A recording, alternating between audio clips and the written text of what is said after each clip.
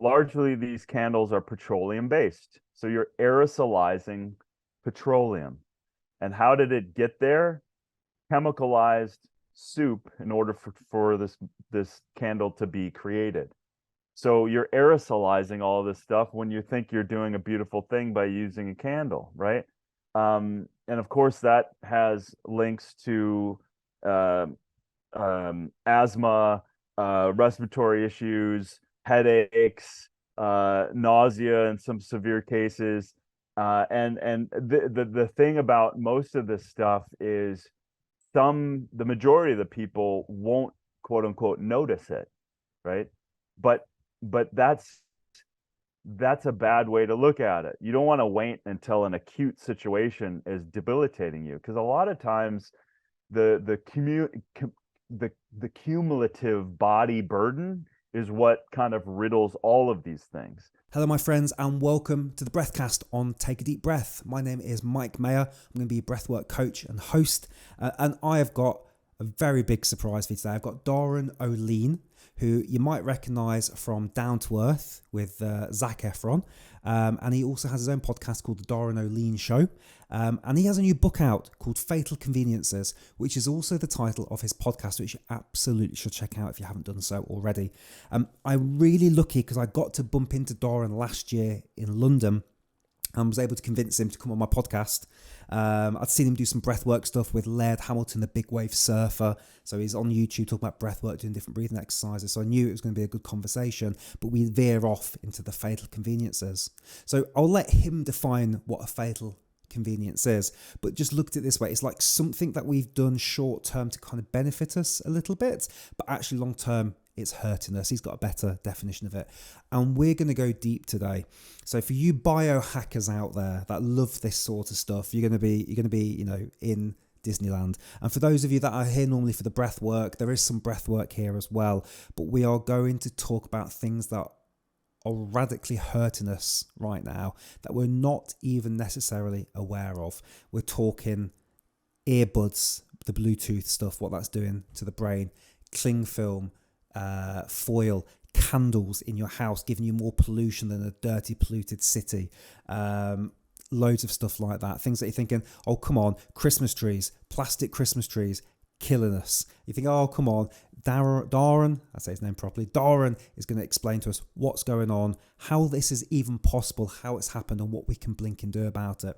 So I started listening to his Fatal Conveniences podcast last year after I met him. And as my girlfriend says, he's ruined Christmas because we've got rid of all the tinsel, all the plastic stuff that's just filling the air with phthalates and all these things you're going to learn about. So I highly encourage you to, after you've watched this, go and get his book. His book is out today.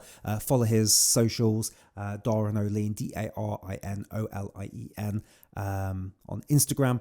He has a YouTube channel and he has his podcast, which is the Darin Olien Show, and there's a subsection that called Fatal Conveniences. So very interesting one. Really lucky to get him. Big guy. I think one of the biggest followings of somebody I think we've ever had. 558,000 followers on Instagram, which is just incredible, that he would give us some time. So I really feel that this podcast is starting to grow. It's get wings now. People are more willing to come on here with the bigger audiences. So watch this space, because I think we've got a lot more things like this lined up soon, which is really freaking cool. This episode of the podcast is sponsored by The Breath Source.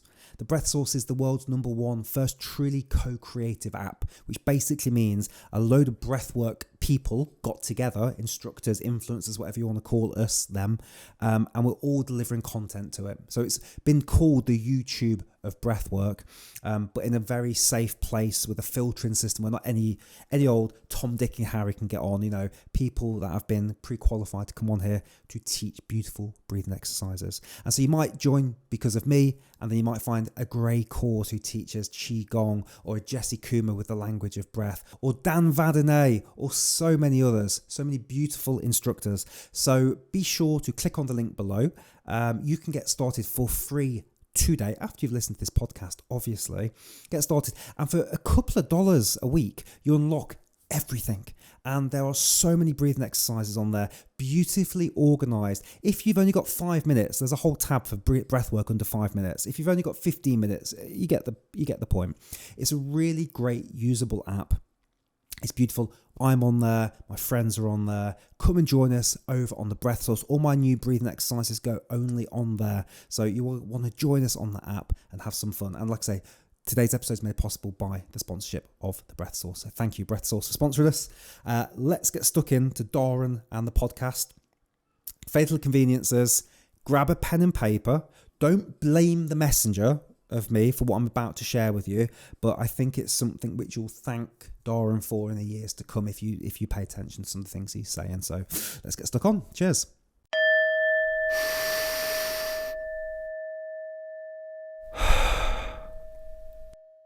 Darin, thank you, my friend, so much for coming on the Take a Deep Breath podcast. You have been in my mind since we met at the Health Optimization Summit last June. And my girlfriend is calling you the fun police and telling me to stop listening to your podcast because you're ruining Christmas. You're like the Grinch that ruins Christmas. Because she was pregnant when we had Christmas last year, and I was like, there's no way we're getting that Christmas tree out of the loft now. We're getting a real Christmas tree, and so we're going to dig into all of this today, dude. So I want to kick off by asking you a big question. Yeah. What is humanity's first fatal convenience, do you think? What do you think it might have been? Oof. Humanity's number one fatal convenience? What was one of the early things that you think we started to do to mess ourselves up?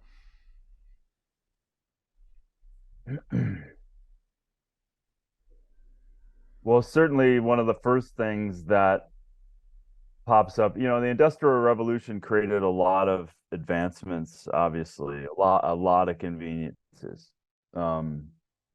Certainly throughout the world, but here in America, we founded a country on 90% of the people were growing food, we're farmers, right? And now 2% of the population are farmers and they provide the food for everyone else, and it's sprayed and monocropped and all of that stuff. So, and that has layers to it.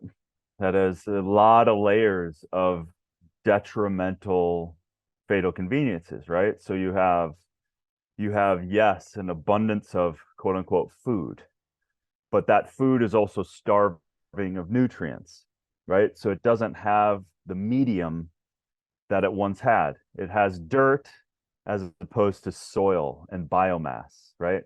So we took systems of nature and we divorced them, and we started to chemicalize, pharmaceuticalize, industrialize our food production, which anyone knows that certainly in the States, a pharmaceutical ad has a list of side effects, right?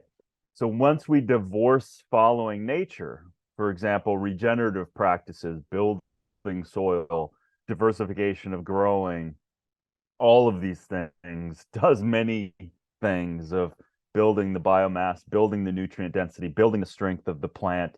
The plant then has more nutrients. It's more resilient to pests, and you can also mitigate that through other types of plants supporting each other. So that's a natural insecticides using plants appropriately.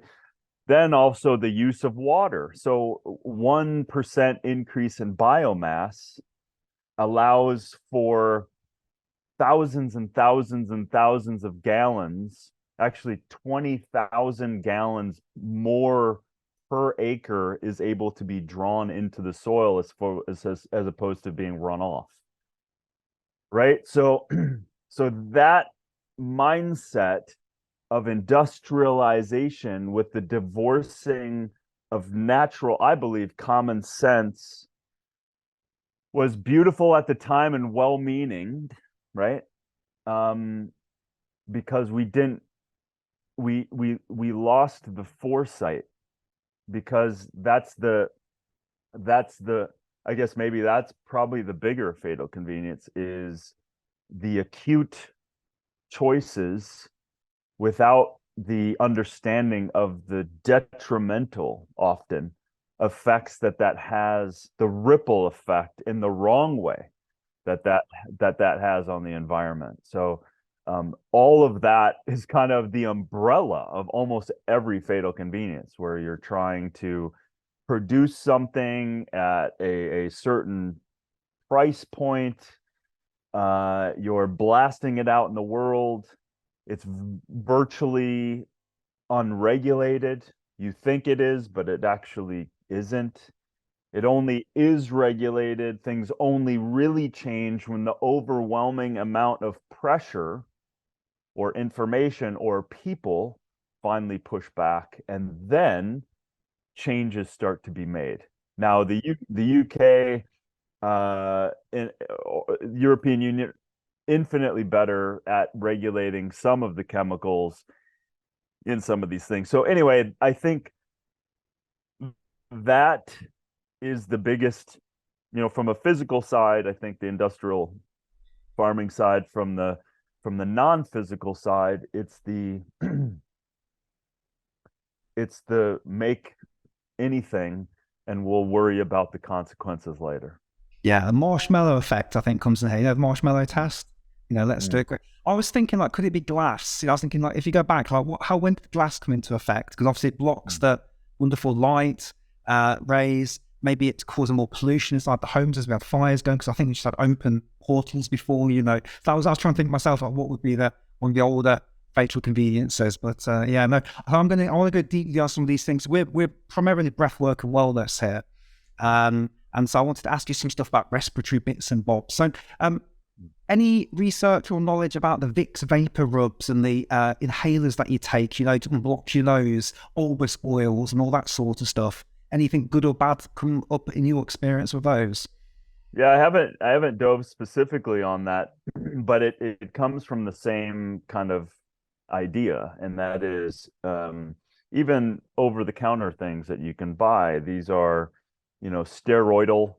They're kind of, again, it's a divorcing. It's a chemicalized. Even if it's some sort of bronchodilator, right? It's those kind of things from a chemical perspective. Now, this is interesting because my good friend, Dr. David Edwards, who's a aerosol physicist. Yeah, he's an aerosol physicist, and what he developed was something that he calls FEND, F-E-N-D.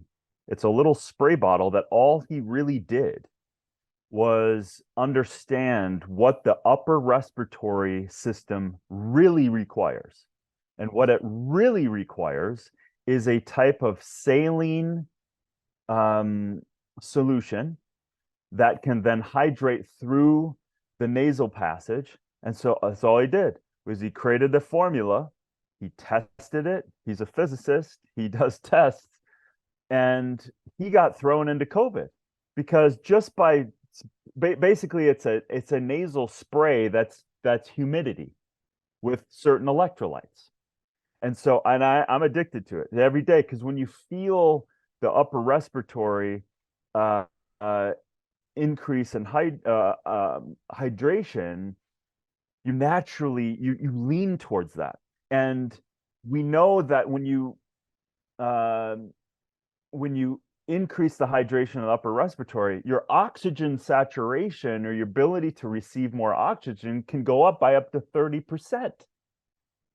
Yeah. So of course, breathing and training for breathing, that's a whole thing. Imagine then adding on top of it. Now, all he's really doing, not to he's mimicking that of an ocean spray. So if you're an islander, you live clear near the ocean, go walk on a beach, because you're also hydrating the upper respiratory system, which is why during COVID, the last thing you want to do is lock yourself into a room without pure air, right? Without especially beaches and places where clearly that's safe, but that can absolutely. And I don't remember the exact studies of how well just hydration alone increased the body's ability to fight infection, but it was exceptional, right? Just by that hydration alone. So that's interesting to me, because again, what is David doing? He's following nature, and he's a scientist. So he didn't divorce nature to find out. He actually looked at nature, studied nature, amplified nature, and allowed us to recreate walking on a beach and taking the mist air from the ocean. That has no side effects, only upside, right? So it increases that high up respiratory system, decreases inflammation, increases oxygenation, increases your body's ability to receive more, and it just feels good without that crazy long list of side effects that, oh yeah, and it may kill you, like that kind of stuff. So that's an extraordinary kind of situation. Yeah, you actually gave me a bottle of that in London. In London, I won. You asked some questions in the audience, and I got one of the questions right. And I remember sampling that, and I did enjoy it. It was really. I'm not sure we can pick it up here in the UK. It might be on Amazon, but yeah, that was a good product. Keeping with this theme, then, man, I want to talk to you a bit about candles.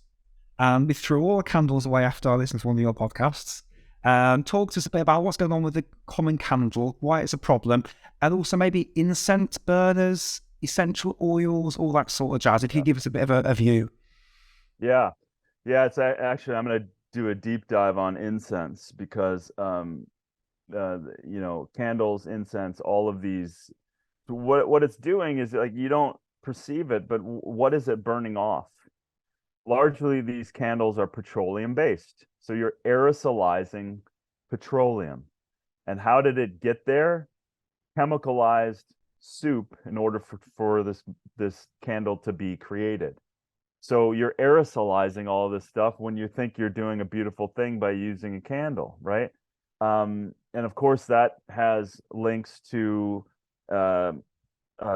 asthma, respiratory issues, headaches, nausea in some severe cases. The thing about most of this stuff is the majority of the people won't, quote unquote, notice it, right? But that's a bad way to look at it. You don't want to wait until an acute situation is debilitating you, because a lot of times the cumulative body burden is what kind of riddles all of these things. Are we saying the candle's going to kill you? Of course not. Are we saying the incense is going to kill you? Of course not. Not acutely, but it's causing you, and through the candle, that it's releasing these volatile organic compounds, VOCs. So it's releasing this into your atmosphere. It's releasing it into your home. So then your home is also riddled with other chemicals. How many bleaches, detergents, stains, dyes, formaldehydes did it take to make your couch? Thousands. I'm just telling you, thousands, right? What was the original fiber that they used? Petroleum. If it's wrinkle free, if it's stain free, then that means it's PFAS. So it's this accumulative experience. So that candle, with the off gassing of your room, your clothing, your incense, your candle, your cleaning products, it's all of these added up over time that we clearly now know that the indoor air quality in homes and offices are infinitely worse than outside, even in some cases, cities, but certainly not all cases, because cities are get red warnings every day. And if that oxygen level drops below 17, you have a low oxygen pandemic, and we're right at that point, right? If the oxygen saturation normally in the air, and the oxygen is also combating all of these chemicals, it's linking onto them and trying to create some sort of balance. So it's getting used up. And so when that gets used up by oversaturation of pollution as well, your available oxygen becomes a critical situation. So it goes from inside air quality from all of these exposures, to the candles, to the incense, to the perfumes, to the essential oils, the essential oils, that's one of the good things that you can, again, just blanketly saying, not all essential oils are created equal. How did they do that? What was the extraction process, et cetera, et cetera?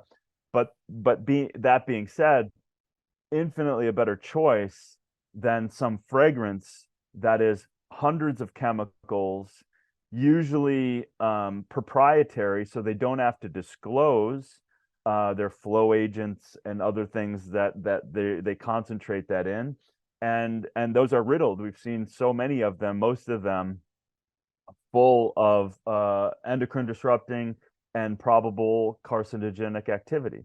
And those are the things in the aerosolized world that you're shampooing with, you're conditioning with, you're lotioning with, you're even adding colognes and perfumes to yourself.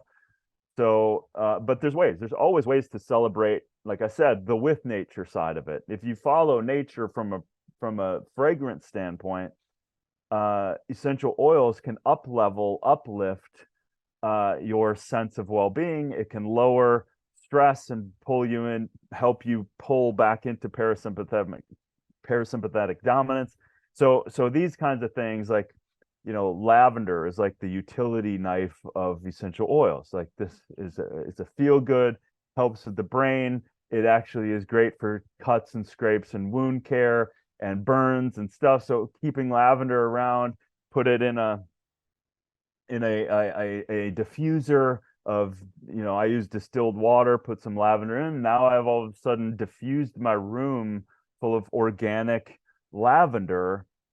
We all like spray. We all like the sense of nature, but that's recognizable to our deepest sense, right? When we're smelling that, it turns on aspects of our reptilian brains that the chemicalized. We know deeply. We've just gotten, this is another big fatal convenience. It's the apathy we have bought into. We have stopped questioning. Now listen, it's no one's fault, because you and I are born into this. We didn't spray DDT on the crops in the 60s and 70s. That wasn't us, but it's in our blood today, right?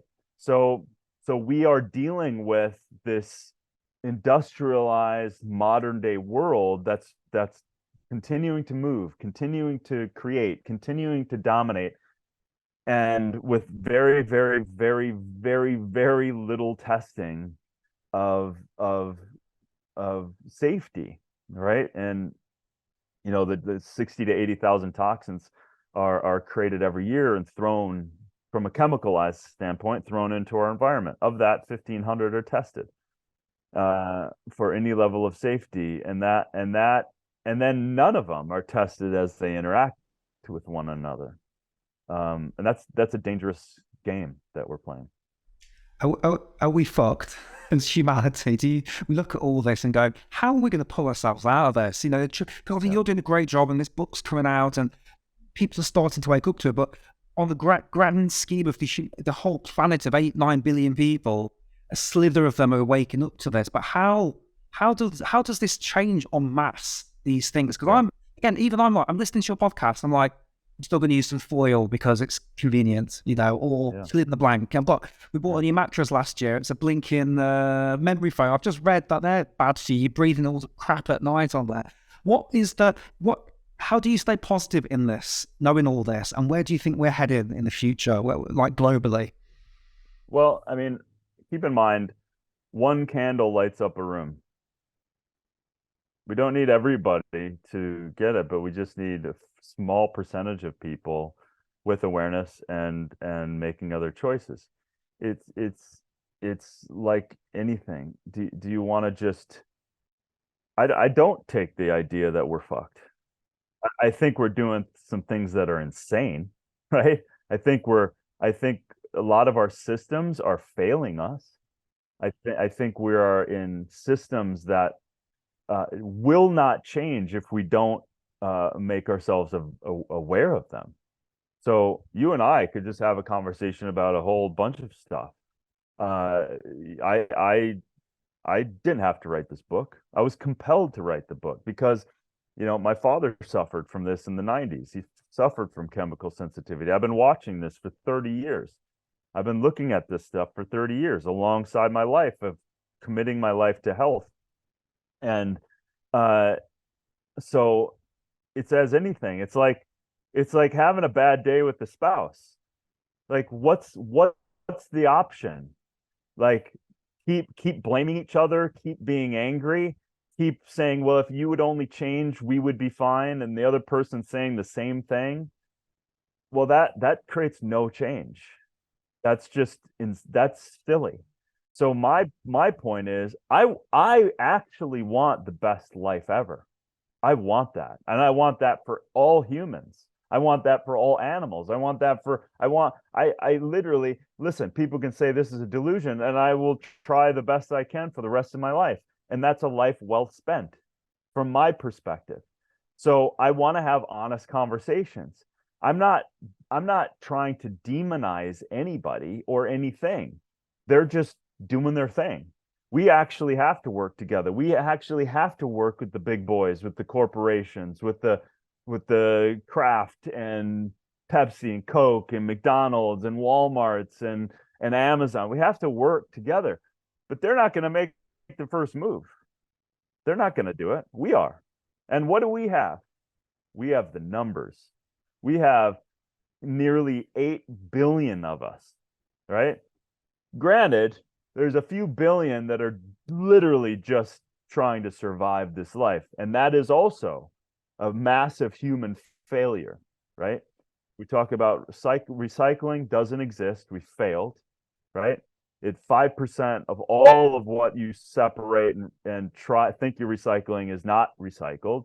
So you might as well just visually take out 95% of everything that you should think and should be recycled, just throw it on the ground. Because eventually that's where it's going. I'm not saying to do that. Still recycle, still do all those things, but that's eventually where it's going. So we have failed systems. I just want to face these so that we change them. Everything in the book, every fatal convenience I have, there's always a solution. There is always a solution. Always. And those solutions are infinitely better than what we are discovering. And that's the thing. It's like, look at the fatal convenience of the medical system. I snap my leg running up the mountain. I want to go to, this medical system to fix my leg. I am not going to that same medical system to learn how to thrive in my life and to be healthy, right? That is not the system that was created for that. So we need to be aware. Let's face things honestly and go on, where is the real category for these things to exist? What do I want? What do we want as a community, as a family, as a global family? What do we want? I look at, the UN's global goals, and I'm like, okay, well, those have been goals for a very long time, and we're still failing at those too. There's great people doing great things, and sometimes these things are overwhelming and they're very complex. I get that, but I am not interested in just status quo. I'm just not into it. I'm not into it. I like these conversations and with you. I like conversations of your audience that care a lot. Clearly, they're tuning into you because they're like, wow, there's some really good things I can do in breathing and awareness and consciousness and add to my life that's exponentially better than anything you could get in a drugstore or from a doctor, because the foundation of it all is key for it all. And then if we have an acute issue, then we reach out for those things. But we don't reach out for those people or those things before we've taken care of the common sense situation. Are we sleeping good? Are we eating good? Do we have good relationships? What is my environment? Or am I using clean products, not cleaning products? Am I using clean products in my environment? Because the home is referenced also as the second skin. So if I do all this stuff and I go outside and I have a good workout and I come in and now my indoor air quality is just crap. Like now I'm stressed myself. I think of all of this stuff as stress. Just think of it as stress. It's pollution on your ecosystem, your body, and it's pollution on the greater body of the world. This is where it all comes. These systems are either helping us or hurting us. There's no waste in the world. It is just a lack of understanding what it is and how to deal with it. It's all it is, and it's a lack of effort, right? And so that's where I want to focus. You know, we have technologies thinking of like plastics, right? So you drink out of plastic, it also is neutering to your body and exposing you to phthalates and BPAs and and a bunch of petroleum byproducts. So that's now in your water and you're consuming it. Not so good for your ecosystem.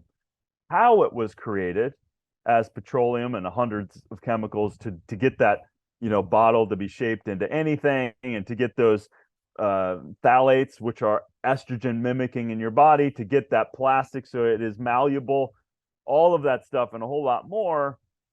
In order to make that, it's polluting, right? So it's byproducts that end up in the environment. So just by the nature of that bottle's creation is detrimental. By you using it is detrimental. By you discarding it is detrimental. This is failed systems. So we have to deal with the waste. You know, 450 million tons of new plastic is created every year, right? We're well over 9 billion metric tons of plastic. All the plastic that's ever been created is still here. So what have we failed at?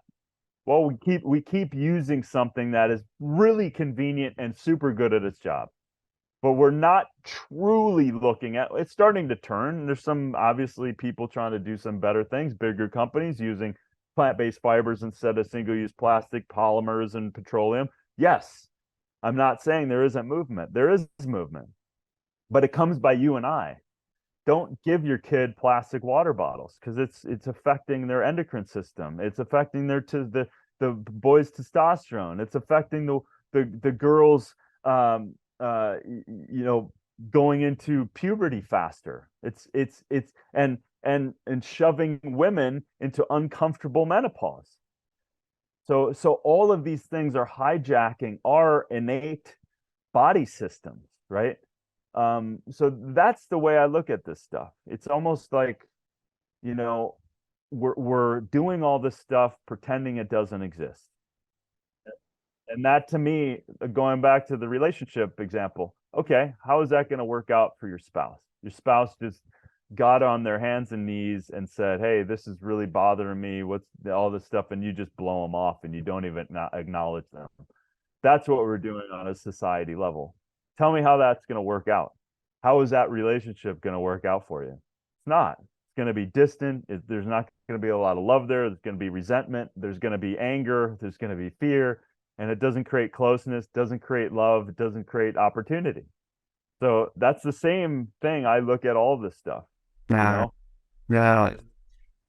no. I mean, no, your talk last year is pretty much the only thing I can draw upon from that summit, and it left me with such a profound feeling. And we had a baby like 4 months ago, our first kid, and so it was all. I mean, we knew we were pregnant at that point, and so it was all relevant. So the minute I got back from the conference, we threw the deodorants away, and we got some natural deodorants that were recommended at the conference. And so we've done a deep dive in this house. So big thank you. I think I'm so glad that you're not saying we're fucked, because I'm like, if this guy thinks if this guy thinks we've got a chance, and he spends a lot of his time looking at it, it gives, I think, a lot of us hope that we can dig our way out of this and make those choices.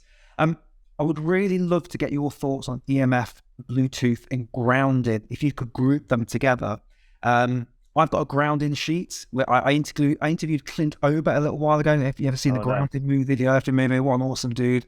We've got the sheets, we've got the bits for our shoes. We're trying to be on the earth as much as possible. Is that a fatal convenience, trying to ground yourself at night, or is that us working more with nature to undo being disconnected from the planet? It's free electrons that we share with nature from the earth. We need it. It discharges some of the polarization, right? So we electronics are polarized. It's polarization that's pinpointed and affects our biology. Nature has depolarized energy fields. So when we step on that, it depolarizes and pulls out and helps to literally ground us because it pulls out all of those negative electrons out of our body. Think of it as stress, right? So that's why we need to ground again. And so we're swimming in this polarized world of manufactured electromagnetic fields and frequencies. And again, we're just throwing ourselves in the middle of this. Wow. I've got a German Shepherd downstairs. I don't know if you can detect the bark. She's freaking mental. She's just come back from doggy daycare. So I was going to try and get her up here. So she's just too crazy. Oh man. Amazing. Mine are like right out here sleeping. Yeah, I just saw them. I saw them walking around. She's 2.5 years old, Frankie. She's far too clever, Darin. She can open the doors. She can get up and she gets the paw. I've not taught her this. She watched us and she gets both the paws and door and she pulls the door open. Or she can push it. We even had a stair gate and she figured out how to open the stair gate. But as they've told us, she's too clever. So she will only do commands for us if we give her food. Because I'm not a very good dog trainer. So anyway, it's quite detailed. I love her to bits. Maybe we could talk about dogs and fake inconveniences in a bit. But yeah, that's we can chop that out. I'll leave it in. Yeah. It's a good way to diversify our microbiome. Yeah, she's licking my baby in the face. And I'm like, oh my God. But then I saw this thing about babies that grow up in a house with dogs are less likely to have autoimmune and asthmatic issues. Yeah, as well as us, for sure, because it's a diversification of microbacteria and we need it. That builds our immune system. That's how it started and that's how it continues. So, the inoculation of being born, that's the first outside microbiological activity that baby received, right? Going through the birth canal and yeah, get in the dirt, man, and have a pet. And it's a great thing for your and be careful. I'm not saying don't, but I'm saying be careful with, the protocols of all these different types of vaccinations. It's just too much. It's just too much. I realize that clearly we there's a need for some protocols with all that, but clearly we need to just settle down on that. Sorry, go ahead. No. Go ahead. I was going to. Are you familiar with Dr. Chris Bryan, who wrote Sex at Dawn and Civilised to Death? Yeah. So he's done my podcast on his, a big fan of his, and he just reminded me something. He said that there were some cultures where when the baby was born, they would take a little bit of fecal matter from the mother and put it in the baby's mouth for the microbiome to get going. Obviously, say that to a doctor here, they'll lock you up for child abuse, but he just reminded me of that. And I was thinking, actually, he would be an interesting guest for you, not to go off topic too much, because he would argue that the fatal convenience that we have is civilization, modern civilization as a whole. And the book's really interesting about that. Yeah. Totally. 100%. Yeah. That was a really fascinating, especially as monogamy and all of that stuff. Like, wow. It gets you healthfully questioning things, right? And then you always have to weigh things, as you look at fatal convenience, you have to weigh it against your life, for sure. Like, I'm not here to convince anybody of anything. It's not my job. Like, I'm messaging something, take it or leave it. It's not my job I'm not here to convince you of changing your deodorants. Like, that's on you. Here, I'll deliver some information. We have 20 researchers connected to our book. We have hundreds of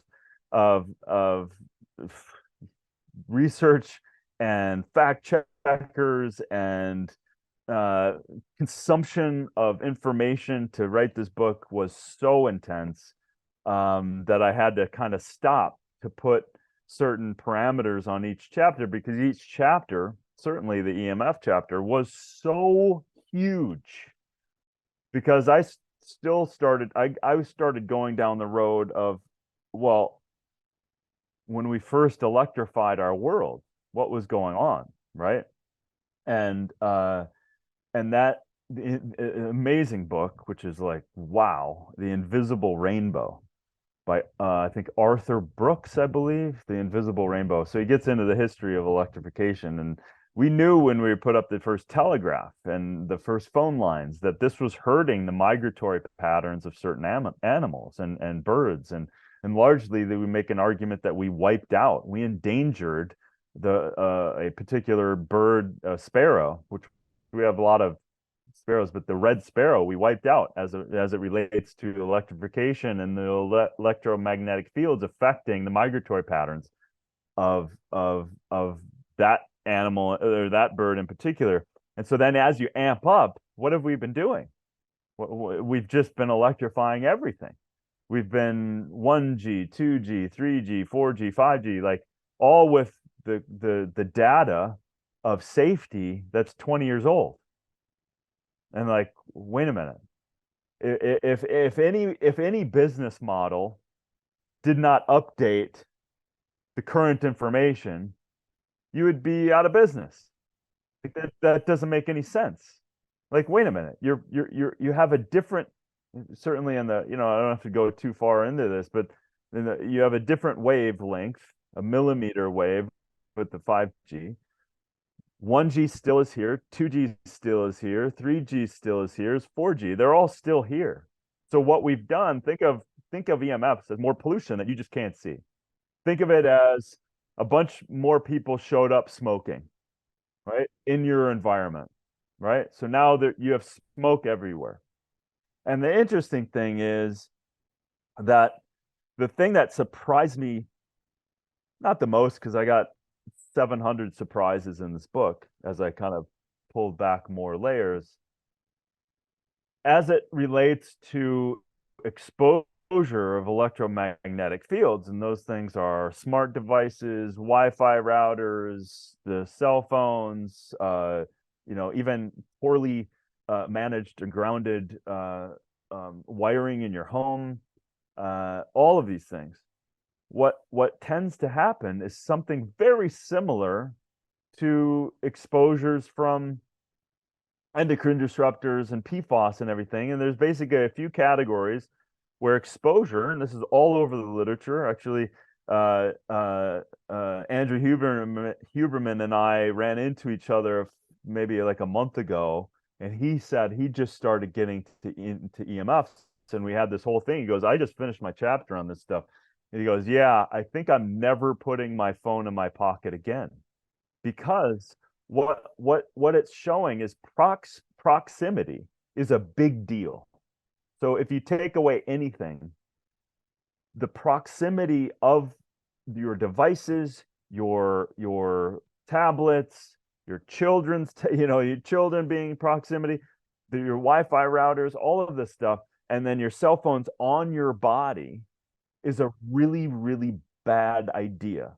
And how it shows up is huge reports, over 20 years of reports of gliomas, so brain tumors, right? This is no joke. This is all over the research, right? And then an alarming thing that I did not know was the blood-brain barrier, which is so critical for health, and it's similar to like the barrier of the digestion. When the digestion gets off or gets exposed to glyphosate or antibiotics or stress or whatever, it can open up that cell wall and allow for food particles and things that aren't broken down enough, cause inflammation, cause food sensitivities, food allergies, all of that stuff. Well, the EMF exposure is opening up the blood-brain barrier. They're showing this type of protein that circulates naturally in the body, albumin. They're showing up in the brain, and this is causing all kinds of issues and inflammatory responses, because it's not supposed to be there. The body has a really hard time and a reactive time when things are in an area where they're not supposed to be.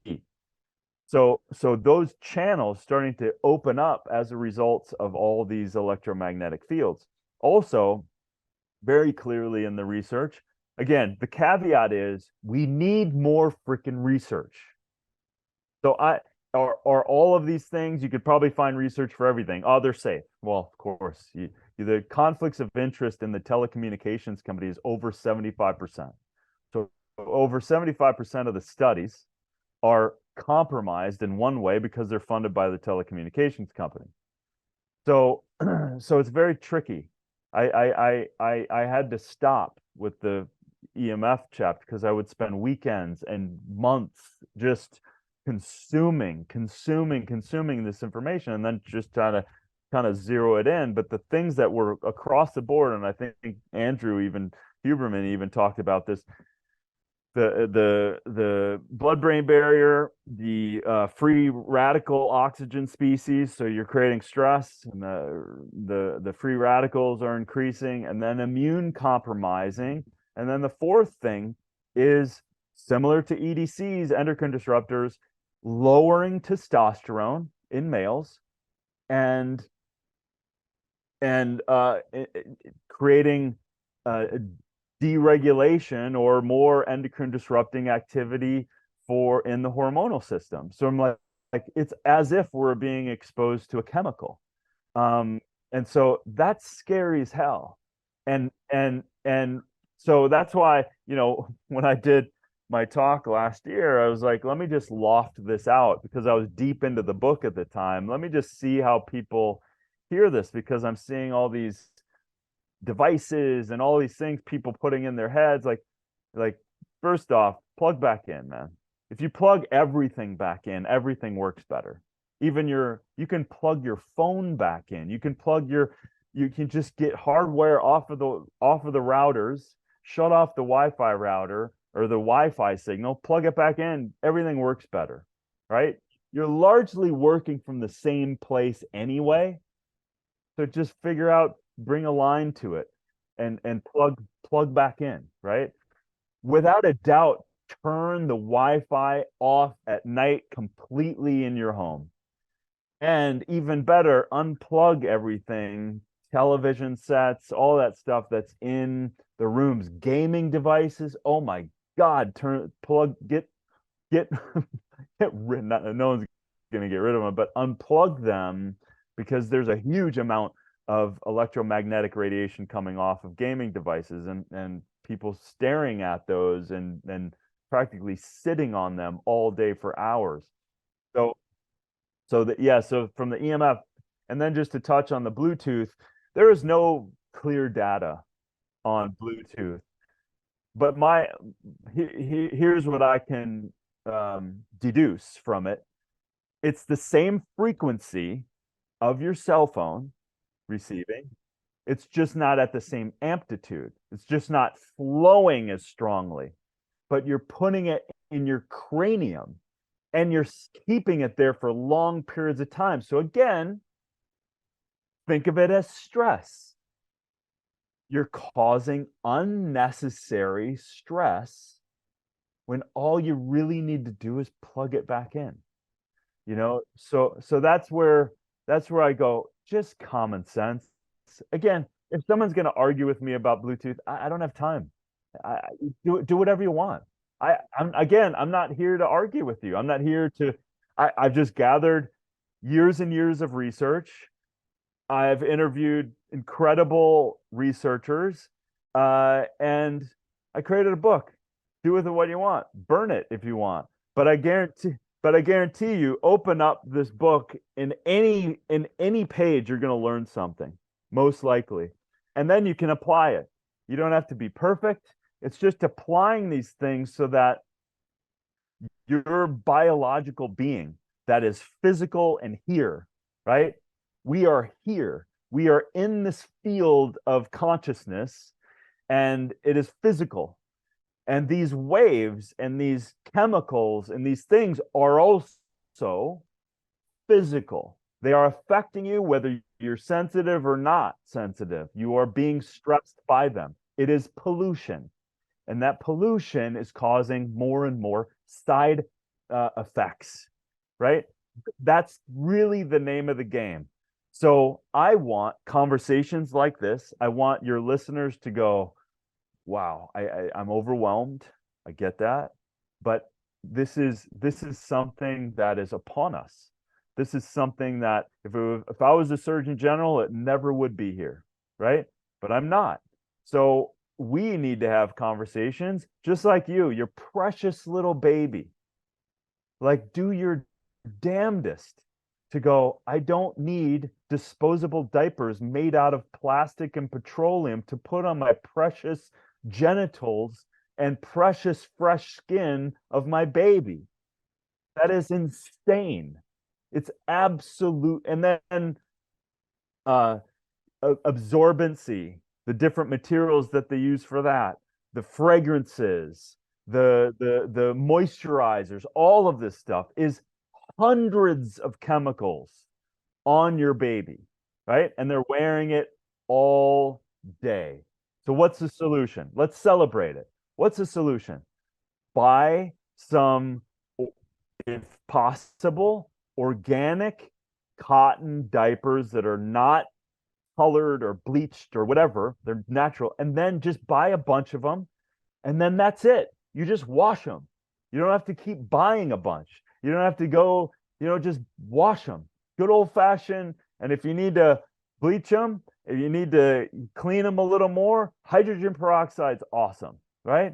So, this is like, and I'm not saying get rid of your washer. I'm not saying go to the river and scrub these out. Like, we don't have to, I'm not saying I didn't get rid of my phone, but I'm using things and I'm mitigating stress so that I can live the best. So did I show up to the health optimization summit? Yeah. Was I in a hotel room that had 50 Wi-Fi routers that were blasting me all day yeah, 100%. But I'm not living in that all the time. I'm still living, but my home, the things that I can control, I'm absolutely controlling. Yeah. The way I kind of interpret it in my mind is it's almost like everything that's bombarding us. It's like death by 1,000 cuts. Well, like you said, one thing isn't necessarily going to kill us if I light a candle, but it's just another slice on the immune system or the endocrine system. And there's a 1,000 or 10,000 of them. Just a quick question I want to just talk about breathing for the last couple of minutes, but just a quick one about your headphones. So I threw away my Bluetooth after the health summit, and I went back to wired. And then somebody told me the problem with the wired ones is if you've got your laptop on and you plugged it in, you're then channeling electricity up to the brain. Have you come across anything there? Yes, it is true. There's great ones that actually mine just failed. There's air tubes. So you still hear, so the air tubes disrupt the conduction of the rest. Clearly, it's better than having a cell phone up to your head and all that stuff. Anything, even your phone, when it's plugged in and you're holding it, when your laptop is plugged in and you're using it, there's just that much more electromagnetic radiation as a result of it. So just be aware of those kinds of things. So air tubes are great. I know a couple companies in the UK, Conscious Spaces has some air tube. They're around, and then here in the US, this company called Tech Wellness has some great air tubes. So, and these things it's great. They work just as good, and it's just one other level. And you brought up a big point, and that is because of that. If you have one water droplet hitting you on the forehead all day, this makes people go mad, right? So it's one droplet of your daily habits of exposure to bad moisturizers, colognes, deodorants, beauty products, all of this stuff. So I think the way I will say this is, before we get into the rest, is go in and to out. So as you're implementing things, your drinking water, right? Filter your water, RO, distillation, filter that water. If you have access to good, clean, river tested spring water, then of course that's number one. Use glass, eat, lower the ultra processed food. Don't wrap your food with plastics or takeaway containers that plastic is then getting in. So that's the idea. And then what you're putting on your skin and all that stuff, to go from in to out and start implementing these things. Yeah, somebody was telling me that the dishwasher tablets and the glass cleaner is ruining our gut biome and the barrier in the gut as well. So that's like another thing to look at. It's never ending.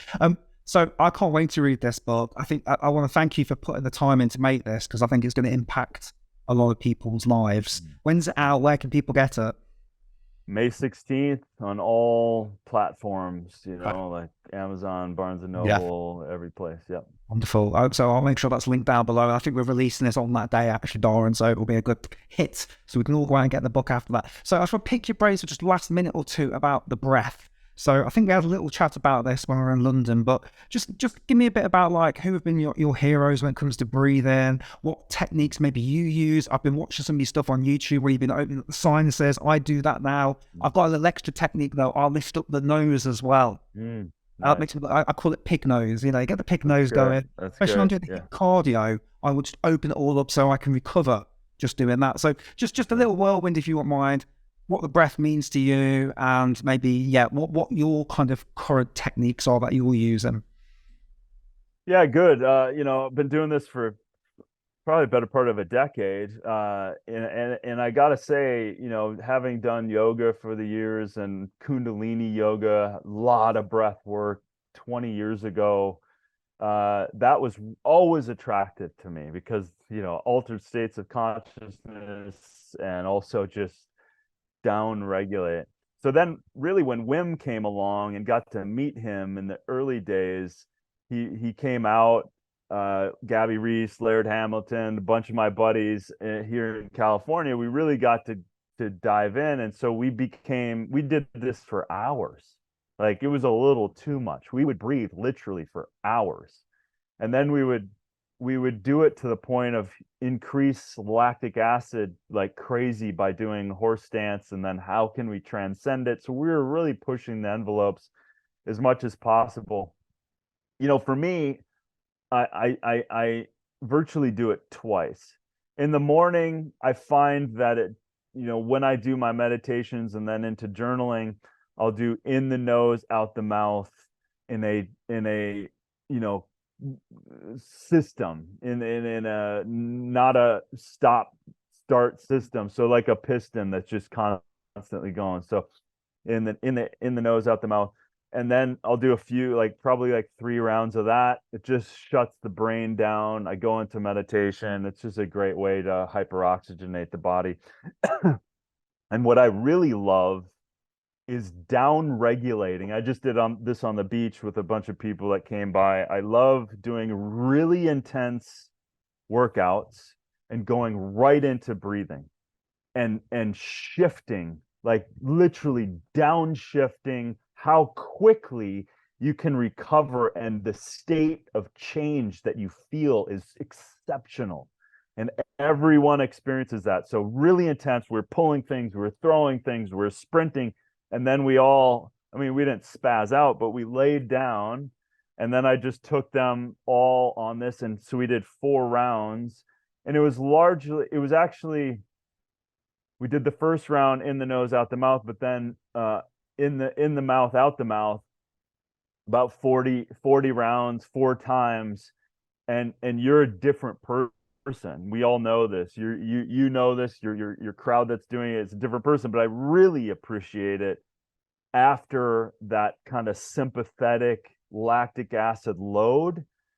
Hyperoxygenate helps to recover, helps to pull out that lactic acid. So it has many dual responses from working out into that. Plus, once you kind of get there in that 4th round, you're in another state. You're kind of like just feeling the best ever, and you're already now massively in the recovery part of your workout zone at that point. So those are the top kind of 2 places I really love to use the breath work. Love it. Darin, I appreciate you. I appreciate the important work you're doing. Thank you so much. Are you in London again this year? Are you coming back? I think I'm jammed with this book, and I've got some other TV projects that I'm doing, a new TV show that I've been working on. So Look forward to so yeah. Okay. So, well, we'll get the message out here. We've got a good crowd here that like to be healthy, so they're going to want to hear this. So thank you so much. and maybe see you again another time. And appreciate you and everything you're doing. Cheers. Thanks, Mike. Great to see you. Thank you, Darin. Take care. Bye-bye, mate. Hey, thank you for sticking around to the end. I appreciate you, you one and only person. Thank you so much for watching or listening to this. What did you think? Pop some comments down below if you're on YouTube. Let me know what you thought about some of the things he said.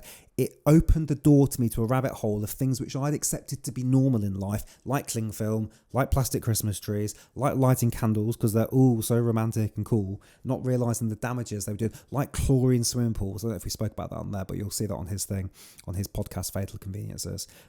It's pretty scary. It's pretty scary. He said on one of his podcasts, actually, going in a normal swimming pool with chlorine is like sprinting towards cancer. And I don't know, just those words just stuck with me.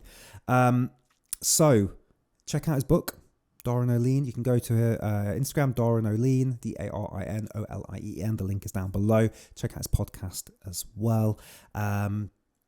Yeah, interesting one. As a reminder, this podcast was made possible and sponsored by our friends over at The Breath Source. The link is down below. Get started today for free. The world's first truly co-creative platform where you've got such an array of breathwork instructors, all teaching their own flavour of breathing. So you can learn so much. I've learned so much from so many different instructors on there as well. It's ace. It's really ace. Get started for free or for a couple of dollars a week. Unlock everything, and there's so much more coming. I'm seeing the designs, I'm seeing what it's going to look like next year as well. It already looks ace, but there's so much more interaction coming. The plan to just be the world's greatest wellness app is coming, and you can get started right now after this by clicking that link and come in to breathe with me and all my friends over there as well. I think that's everything. I think that's all. There's loads more ace guests we've got coming. If you like this one and you want to let me know who else you'd like on the Breathcast, pop the link down below. Let me know who that person is. And if you've got a question or something you're unsure about, let us know as well. I can yabber all day. You know I can. So I'm going to draw it here and say, I appreciate you. I'm really grateful for you. We're pushing over 100 episodes now. And some of you've listened to all of them, which is just incredible. So thank you so much. And if you haven't, then you've got a lovely backlog of stuff you can get stuck into. We're in a wonderful place. It's a wonderful time to be alive. It's a great time to breathe.